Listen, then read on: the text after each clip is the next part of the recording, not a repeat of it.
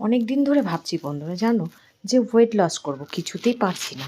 এত সুন্দর সুন্দর খাবার নিজে হাতে বানাই খাওয়াই, আর তার মধ্যে কি ওয়েট লস করা যায়? আবার শীতকাল দেখেছো।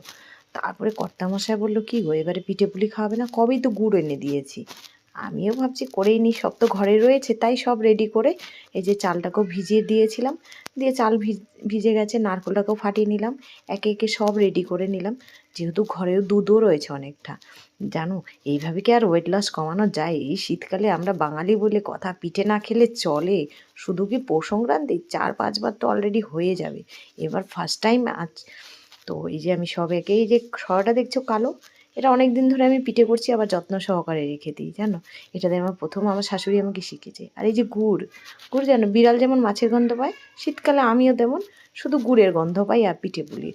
আমার তো খুবই প্রিয় পিঠে পুলি, খেতে খুবই ভালো লাগে।